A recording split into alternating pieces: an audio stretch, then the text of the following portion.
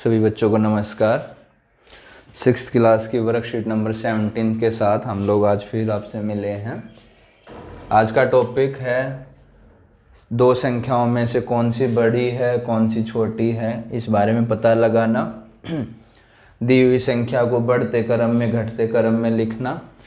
तो इन सब की शुरुआत हम संख्या रेखा से करेंगे। संख्या रेखा एक ऐसी रेखा जिस पर संख्या लिखी हो 0, 1, 2, 3, 4, ये प्लस में लिखी होती हैं।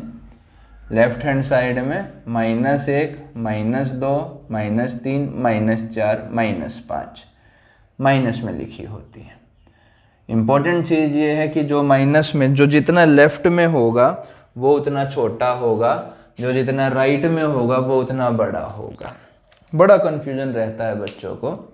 0 राइट की तरफ जो होगा एक दूसरे से वो बड़ा होगा, जो लेफ्ट की तरफ होगा वो छोटा होगा। अब इतना तो सब बता सकते हैं कि जी 5 और 2 के अंदर कौन सा बड़ा है, तो जी 5 बड़ा है। मैं आपको इस चिन्ह के बारे में बता दूं। ये जो चोंच सी आपको बनी दिखाई दे रही, इधर मुंह खुला हुआ, इधर चोंच है, पिन है हमारी। तो जो बड़ा होता है उस तरफ मुंह खोल देते हैं, छोटे की तरफ चोंच अपने आप आ जाती है। तो बड़े की तरफ मुंह खोलना है, छोटा अपने आप चोंच की तरफ आ जाएगा। तो इसमें तो आप बता सकते हैं जी 5 बड़ा है 2 से। ये भी आप कह सकते हैं कि 0 और 2 के अंदर कौन सा बड़ा है जी 2 बड़ा है।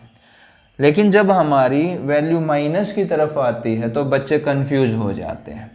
जैसे इसी क्वेश्चन में हम लोग लेते हैं 1 घटा 5 है, 1 घटा 4 है। अब अगर ये कहानी है तो मैं ये कहूँगा कि जी 5 बड़ा है। लेकिन जब दोनों तरफ माइनस आ गए तो फिर 5 बड़ा नहीं, घटा 4 बड़ा है। क्योंकि आप स्थिति देखिए कि जो घटा 4 है वो 5 के लेफ्ट हैंड साइड की तरफ है, सॉरी राइट हैंड साइड की तरफ है। तो जो भी राइट हैंड साइड की तरफ होगा वो बड़ा होगा। इस चीज़ का आपको ध्यान रखना है। जो भी राइट हैंड साइड में होगा बड़ा होगा। दूसरा, जमा घटा में हमेशा जमा वाला बड़ा होता है।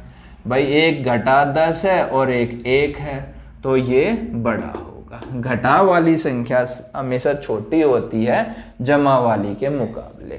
अब जमा में अगर इधर 0 भी आ जाएगा तो भी ये 0 ही बड़ा होगा, क्योंकि परिस्थिति अगर हम देखें, स्थिति हम देखें, घटा 10 इस तरफ है और 0 इस तरफ है, तो जो राइट हैंड साइड में होगा वो हमेशा बड़ा होगा।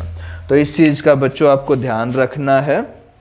कुछ बातें जैसे इस वर्कशीट में बताई कि सभी धनात्मक पूर्णांक सभी ऋणात्मक पूर्णांकों से बड़े होते हैं। बिल्कुल सही बात है कि जो पॉजिटिव वाली संख्या होती है नेगेटिव वाली, तो प्लस वाली बड़ी होगी हमेशा। दूसरे इन्होंने कहा कि शून्य के दाईं ओर जो चीज़ होती वो बड़ी होंगी। तो मैं भी वही कह रहा हूँ, शून्य के दाईं ओर यानी राइट हैंड साइड में, तो राइट हैंड साइड में जो संख्या लिखी होगी वो बड़ी लिखी होगी। फिर उन्होंने कहा शून्य के बाईं तरफ छोटी होगी। बिल्कुल सही। 0 के लेफ्ट हैंड साइड में छोटी संख्याएं होती चली जाएंगी। 0 ना तो ऋणात्मक है और ना ही धनात्मक है। 0 ना तो पॉजिटिव है और ना ही नेगेटिव है।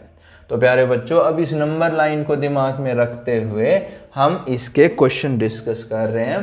पहला क्वेश्चन इन्होंने कहा कि बड़ी संख्या पर गोला लगाओ। बड़ी संख्या पर गोला। तो पहले में मुझे दिया हुआ है घटा 5 और प्लस का 2। प्लस लगाएं या ना लगाएं प्लस ही काउंट होगा। तो भाई इसमें 2 बड़ा है, क्योंकि घटा 5 इधर है 2 इधर है, जो राइट हैंड साइड में बड़ा होगा। दूसरे में मुझे कहा गया घटा 6 और जमा 6। अब जमा 6 तो इधर होगा और घटा 6 इधर होगा, तो जो राइट हैंड साइड में है वो बड़ा होगा। जमा वाला वैसे भी बड़ा होता है। जमा वाली संख्या घटा वाली संख्या से हमेशा बड़ी होगी, चाहे वो कोई भी संख्या क्यों ना हो। 0 और घटा 12। अब भाई ये 0 होगा, घटा 12 इधर होगा, तो 0 बड़ा है क्योंकि ये माइनस वाली संख्या से बड़ी। दूसरा, +3 और -5 प्लस वाला बड़ा होता है। तो नंबर लाइन में देखिए 2 कंसेप्ट हैं कि अगर एक जमा की एक घटा की तो जमा वाली हमेशा बड़ी होगी। अलग अलग हैं, साइन ये एक जैसे हैं, तो जो लेफ्ट राइट हैंड साइड में होगा वो बड़ा होगा। चलिए और आगे बढ़ाते हैं इसको। अब हम चलते हैं दूसरे क्वेश्चन की तरफ। दूसरा कहता है साइन लगाने हैं हमें। अब फर्स्ट में मुझे कहा गया 0 है और घटा 3 है, 0 बड़ा है, 0 की तरफ मुंह खोल दें।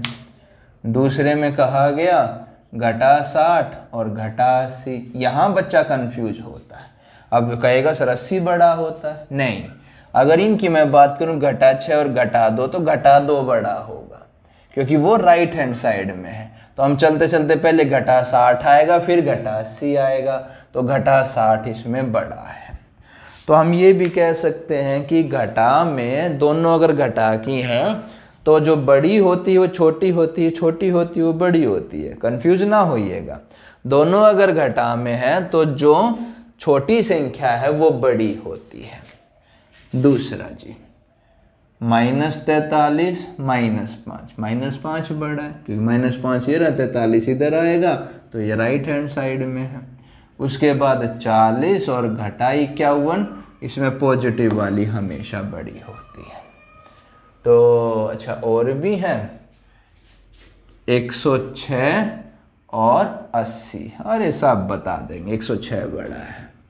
और इसके अंदर घटा 7 और 5, तो 5 बड़ा है, घटा वाली से जमा वाली हमेशा बड़ी होती है। तो भाई ये भी कंप्लीट हुआ। इसके बाद आते हैं जी, अब बढ़ते क्रम में लिखेंगे, बढ़ता क्रम। बढ़ता क्रम,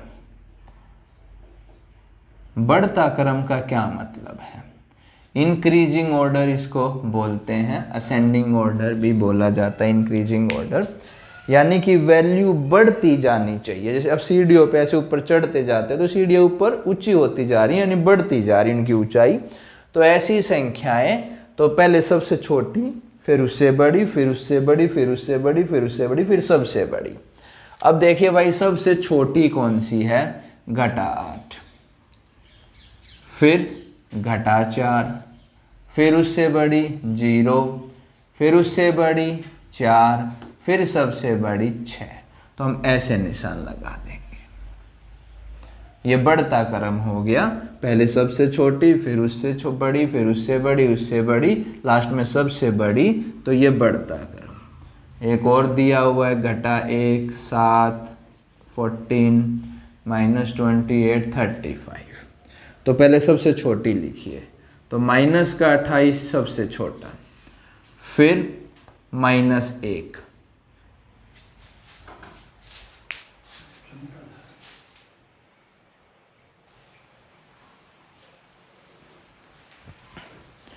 अब सबसे छोटा -28, फिर उससे बड़ा -1, फिर प्लस की रहती हैं, तो भाई उससे बड़ा 7, उससे बड़ा 14, सबसे बड़ा 35। तो जो बड़ा है उसकी तरफ मुंह खोल देंगे, तो ये मेरा बढ़ता क्रम हो गया, यानी वैल्यू बढ़ती जा रही है। अब लास्ट है हमारा घटता क्रम। घटता क्रम घटना है जी, यानी पहले बड़ा होगा, तो 5 -7 6 -2 0। तो पहले सबसे बड़ा लिखिए, अब इन सब में बड़ा 6 है, फिर उससे छोटा लिखिए 5 है, फिर उससे छोटा 0 है, फिर उससे छोटा भाई घटा 2 है, और सबसे छोटा घटा 7 होगा। तो बड़े की तरफ मुंह ही आपको खोलना है, तो ये आपका घटता क्रम हो गया। -42, -75, 69, 28, 64। तो भाई घटता क्रम लिखना है तो सबसे पहले बड़ा लिखिए, सबसे बड़ा 69, फिर उससे छोटा 64, फिर उससे भी छोटा 28, फिर उससे छोटा -42, और जो सबसे छोटा माइनस में जो बड़ा लग रहा है वो सबसे छोटा -75। बड़े की तरफ मुंह खोल देंगे, तो ये आपका बेटे वर्कशीट नंबर 17 थी 6th क्लास के लिए। आप इसको पढ़ें, समझें और इसको सोल्व करके मुझ तक भेजें। Thank you.